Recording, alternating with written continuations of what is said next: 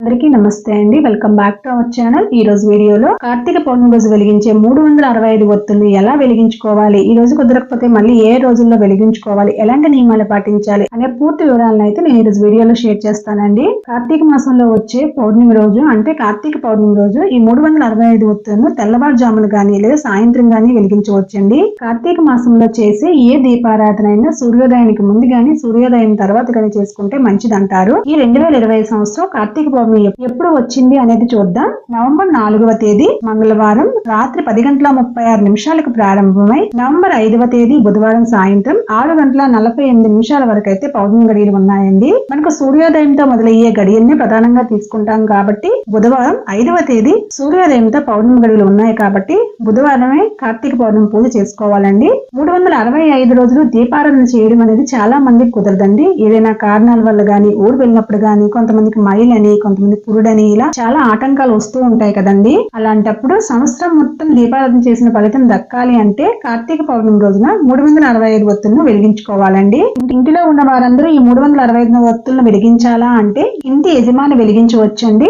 ఇంటి యజమాని వెలిగిస్తే ఆ ఫలితం అనేది ఇంటిళ్ళ పాదికి కలుగుతుంది అంటారు. లేదు మేమందరము వెలిగిస్తాము అంటే వెలిగించవచ్చండి, తప్పేమీ లేదు. ఎంతమంది వెలిగిస్తారో అన్ని ఒత్తులను అయితే తీసుకోండి. ఈ 365 ఒత్తులు ఇలా కట్టలా ఉంటాయండి.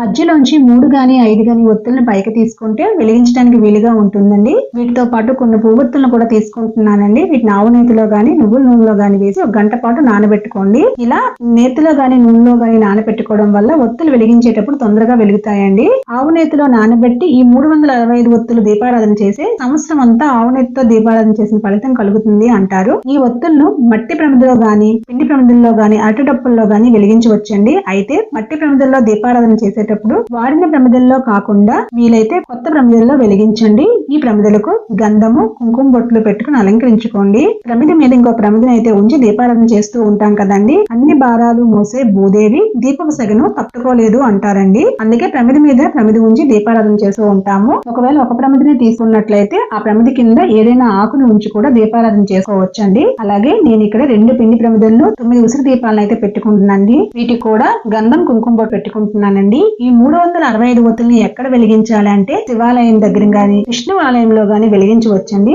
మరి గుడిలో ఎక్కడ వెలిగించాలి అంటే గుడి ప్రాంగణంలో ఎక్కడైనా వెలిగించవచ్చండి. మరి గుడికి వెళ్లే పరిస్థితి లేదు అనుకుంటే ఇంట్లో తులసి కోట దగ్గరైనా వెలిగించవచ్చండి. మాకు తులసి కోట ఆనవాయితీ లేదు, మరి ఎక్కడ వెలిగించాలి అనుకునేవారు ఇంట్లో మీ పూజా మందిరంలోనైనా ఈ దీపారాధన చేసుకోవచ్చండి. ముందుగా ఎక్కడైతే దీపారాధన చేయాలనుకుంటున్నా ఆ ప్రదేశాన్ని శుభ్రం చేసుకుని అక్కడ పసుపు రాసి వరిపిండితో అష్టదళ పద్మం వేసుకుని పసుపు కుంకుమతో అలంకరించుకోండి. ఇప్పుడు ఒక తమలపాకును ఉంచి ప్రమిద మీద ప్రమిదని పెట్టి 365 ఒత్తులను పెట్టుకోండి. ఈ కార్తీక మాసంలో 365 ఒత్తులను వెలిగించాలి అనుకునేవారు వీలైతే రోజంతా ఉపవాసం ఉండి వెలిగించుకుంటే మంచిదండి. కార్తీక పౌర్ణమి రోజు ఏదైనా కారణాల వల్ల ఈ 365 ఒత్తులను వెలిగించడం కుదరలేదు అనుకునే వాళ్ళు మరి ఏ రోజుల్లో వెలిగించాలి అంటే ఏకాదశిలో గాని, కార్తీక సోమవారాల్లో గాని, పోలిపాడ్యం రోజు గాని వెలిగించవచ్చండి. ఈ దీపం చుట్టూ ఉసిరి దీపాలను, పిండి దీపాలను అయితే పెట్టుకున్నానండి. ఇలా పువ్వులతో అలంకరించుకున్నాను. ఇలా ప్రమిదలన్నీ పెట్టుకున్నాక ఒత్తి చివరిన కర్పూరం కొంచెం పెట్టండి. ఒత్తి తొందరగా వెలుగుతుంది. ముందుగా పసుపుతో గణపతిని చేసుకుని పూజించుకోవాలండి. కార్తీక పౌర్ణమి అంటే అటు శివునికి, ఇటు విష్ణువుకి ఎంతో ప్రీతికరమైన రోజండి. అందుకే నదీ స్నానం చేసుకుని ఉపవాసం ఉండి 365 ఒత్తులు వెలిగించుకుంటే చాలా మంచిది అంటారు.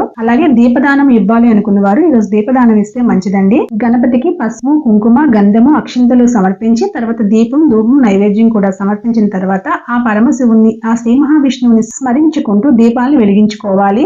దీపాలను ఎప్పుడు ఏకహారతితో గానీ లేకుంటే అగరబత్తితో గానీ వెలిగించుకోండి. ఇలా దీపాలను వెలిగించిన తర్వాత పసుపు, కుంకుమ, గంధము, అక్షింతలు, పువ్వులు సమర్పించి ఆ దీపానికి నమస్కారం చేసుకోండి. అలాగే దీపానికి ధూపం అయితే చూపించండి. తర్వాత నైవేద్యం సమర్పించాలండి. నైవేద్యంగా బెల్లం ముక్క గానీ, వడపప్పు గానీ లేకుంటే పులిహోర గానీ పెట్టుకోవచ్చండి. ఇప్పుడు నైవేద్యాన్ని నివేదిస్తున్నట్లు చేతులతో ఇలా చూపించండి. తర్వాత అమ్మవారికి అయితే తాంబూలం అయితే పెట్టుకోండి. ఆకు, ఒక్కలు, పండ్లు, చిల్లర పైసలు, పువ్వులు, పసుపు, కుంకుమ అయితే పెట్టుకోండి. హారతి ఇచ్చి మనస్ఫూర్తిగా నమస్కారం చేసుకోండి. మనం గుడిలో దీపారాధన చేసినట్లయితే అమ్మవారికి సమర్పించిన తాంబూలం మనం ఇంటికి తీసుకెళ్లవచ్చండి. అలాగే పసుపు గణపతిని గుడిలో పెట్టి పూజ చేసుకున్నట్లయితే గుడిలోనే ఉంచేయండి. ఇంట్లో పూజ చేసుకున్నట్లయితే ఆ పసుపును మనం ముఖంకు రాసుకోవచ్చండి. ఇంతటితో 365 ఒత్తులను వెలిగించడం పూర్తయిందండి. మీకు ఈ వీడియో నచ్చినట్లయితే లైక్ చేయండి. అలాగే మీ స్నేహితులకు, బంధువులకి షేర్ చేయండి. అలాగే మన ఛానల్ సబ్స్క్రైబ్ చేసుకోండి. నమస్తే.